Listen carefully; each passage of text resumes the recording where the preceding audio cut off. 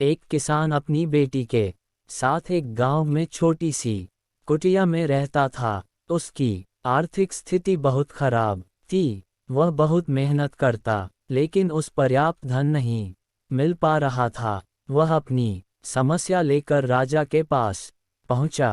राजा ने उसे अपने खेत में काम करने के लिए नियुक्त कर दिया। अब वह किसान राजा के खेत में मजदूरी कर रहा था। किसान के साथ उसकी बेटी भी रहती थी। एक दिन लड़की खेत के बाहर एक पेड़ के नीचे खेल रही थी। किसान हल चला रहा था, तभी अचानक उसके हल से जमीन में कुछ टकराया। किसान उस जगह पर गड्ढा खोदा तो उसमें से सोने की एक ओखली निकली। ओखली लेकर किसान उसकी बेटी के पास पहुंचा। उसने बेटी से कहा कि ये ओखली राजा के खेत से मिली है, तो हमें इसे राजा को दे देना चाहिए। किसान की बेटी बहुत बुद्धिमान थी। उसने कहा कि अगर आप ऐसा करेंगे तो राजा आपकी बात पर भरोसा नहीं करेंगे। राजा आपसे इसकी सोने की मूसल भी मांगेंगे तो क्या करेंगे?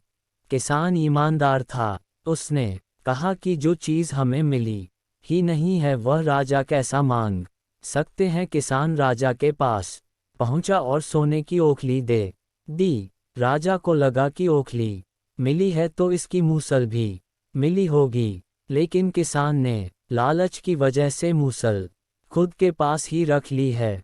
राजा ने मूसल मांगी तो किसान ने कहा कि उसे सिर्फ ओखली मिली है। राजा ने किसान की बात पर भरोसा नहीं किया और उसे कारागार में डाल दिया।